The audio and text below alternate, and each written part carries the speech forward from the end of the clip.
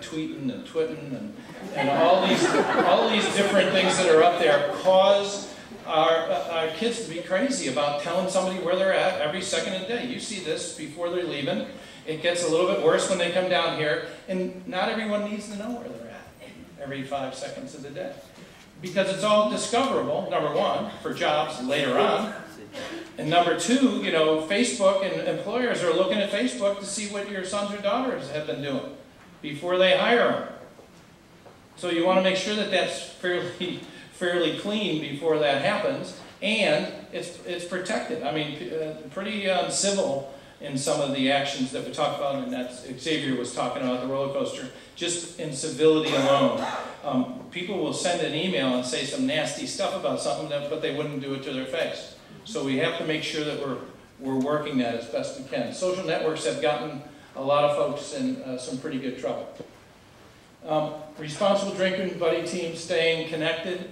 I only ask you to have this discussion so that they're aware. I know that you probably have, sitting around the dinner table, and Sally or Bobby have, you know, they wanted a beer, you let them have it during the meal, and you controlled that system. You just want to talk about excessive drinking. If you read any of the statistics, it's very scary.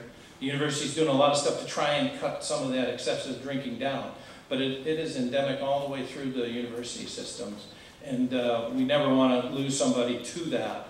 And we do cart quite a few students, quite a few, you know, 15, 20, 30 every semester for alcohol poisoning over to the hospital. So it's not like it's something that never happens, and it's scary when it does, and so we really would like you to have that dialogue with them.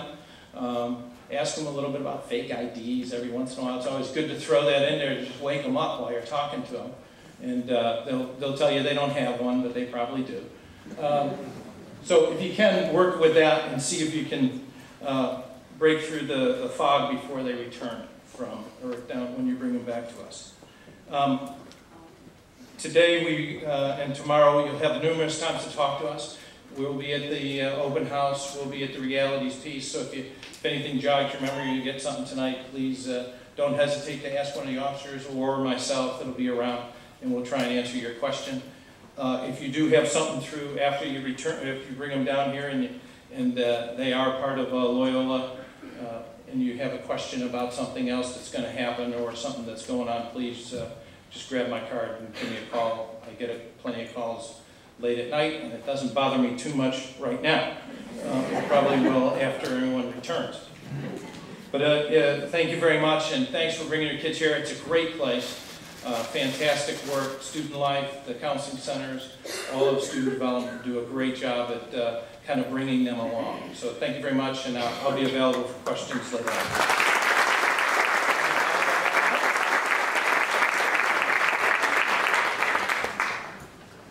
I don't know if I actually introduced myself the first time. I'm Sheila Shaw Horton, and I am the Vice President of Student Development and Dean of Students. And I'm the person that often does get the phone call when you're not sure who to call.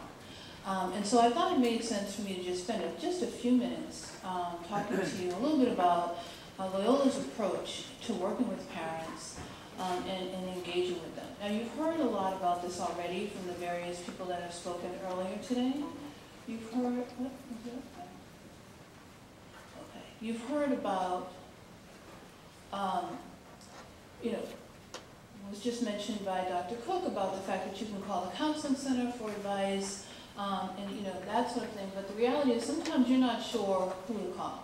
And so often you'll call the dean's office, and then we'll have to send you to the right person. So I thought I would start by talking to you a little bit about our approach. Our approach is that we consider you partners. But partnership means that you have a role and we have a role, and our goal together is to support your student. What that means then is that we need you to do your part and trust that we will do our part, and together we'll get your student to do what they need to do to be successful. So in the beginning, your role, unfortunately, has to deal with this. It has to deal with the deadlines, right? It has to deal with the documents. It has to deal with the data. And you get a little annoyed because you don't get to have much impact on decisions, right? Some of the decisions, I've seen parents out in the corner, outside, trying to help the students pick the classes and trying to help the students and try to do. The truth is, it's time for us to let go on the decisions that we're making and encourage the students to make their own decisions. And so our role is to ask the questions that will help them to make the decisions. So thinking about the decisions that they have to make as parents, and I say our because I'm actually a parent too, I have an incoming student who might be a roommate of one of yours. How do we ask them the questions that they need to think about before they make the decisions? I'm going to share with you what I thought was kind of a funny story that I went through. Some of you may have gone through this already. So, you know the placement test that your son and daughter took? So I said, you know, you've got to do the placement test, and he waited till the last minute. I said, okay, well, you can't go to senior week until the placement tests are done. So I had to just lay it down. So he pulled up the computer and he started doing the thing, and the computer wouldn't work. Right? He couldn't get the access code or something, and it said, you know, if this doesn't work, call this number. So what did he say? He said, Mom, call the number. And I said, no, you call the number. He didn't want to call the number. So finally, he called the number. The phone rang, and he took the phone, and he said, the guy was going, hello? So I said, you know, my son is trying to log into the system. He needs to do this test today. You know, could you help him? And guess what they said to me? So you went through this. That's exactly right. They said, well, is your son there? And I said, yes. Well, could we speak with him? I said, gladly. And of course, the questions that he asked my son, only my son could answer. I had no idea what platform he was using and all that kind of stuff. The point is, they are going to ask you to turn over the decisions to your child. We're going to ask you to do that. And we're going to need you to do that. And so think about that, you know, some of these decisions that they have to make are the decisions they're going to have to live with forever. Whether it's logging on time or missing out on an opportunity, you don't want them to miss out on opportunities. You want them to take advantage of everything. Father Lene even told us about that. But we also have to encourage them, support them, push them, but they have to do it. And our approach to working with parents is we need you to get them to do it. Now, there are going to be times when they just won't do it. There are going to be times when they hand you the phone, and you're not going to know who to call. Right? So what we say is you need a little bit of advice on who to call when actually you do have to do something. You know, that the child just won't take action. Knowing the right place will help. So calling the president's office is probably not going to get your problem solved. It'll get your problem bounced down to the right person. But you don't have to start there. You can figure it out easily. Secondly, knowing when to call people. It's always important to make the phone call after your son or daughter has exhausted every possibility they can.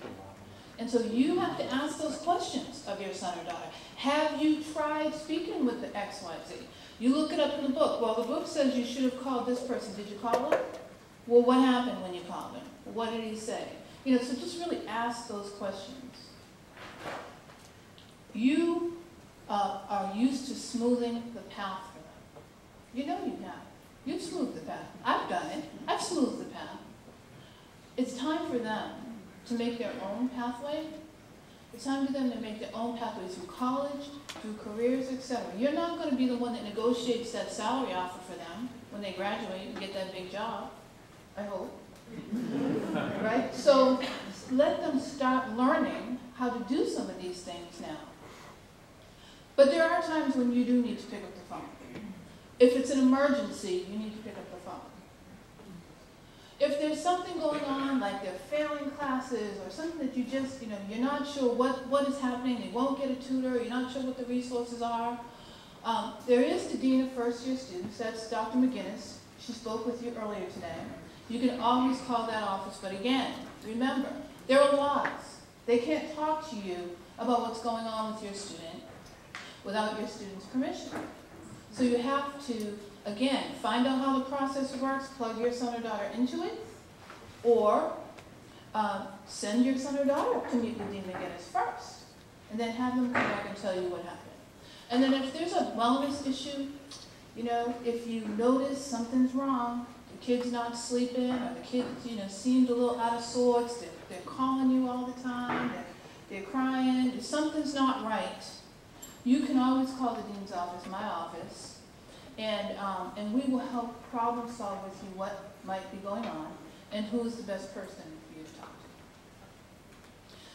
I'm not going to walk you through this, but I put it up here as a visual for you to see that there are many different offices that support student development and the different issues that students go through. We all work together and we're all connected. So it's important for you to know that your son or daughter won't slip through the cracks, especially if you bring it to our attention. Any one of those offices, you bring it to our attention, we can make sure we connect with your student and make sure that they get the resources they need. Also, at orientation, right here, right now, if you look across the room at each other, you'll realize many of you are your best resources. I've had quite a few people call me and say, I'm calling you because another parent told me that you could help me solve this problem. So call another parent, get to know each other so that you can help each other.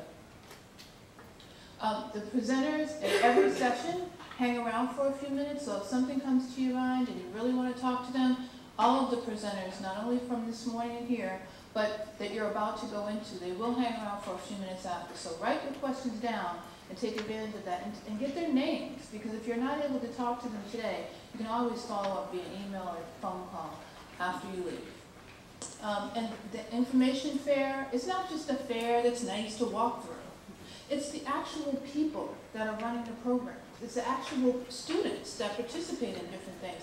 It is the names and the faces and the relationships. These are the people that your sons and daughters will engage with. So going to the info fair is not just walking around picking up literature. It's actually getting to know the folks that will make a difference in the next 4 years for your son or daughter. And the closing session, it'll be right here tomorrow. I'm just going to say you'll look forward to that. I won't give you any more details. Just saying. Okay, and then the final thing is I send out a newsletter a couple times a semester. It's on my website, Loyola.edu student development. If you go onto that website, you'll see lots of information about all the student development departments, and there's also a link there to the parent newsletters of the previous year, and you'll be getting those newsletters via email every few weeks. All right? Very good. I don't know if we're back on schedule or not, but I want to thank you all for your attention so far today. Look forward to those sessions that you're getting ready to go to, because those are much smaller and an opportunity to connect and get some real concrete information. Have a good afternoon.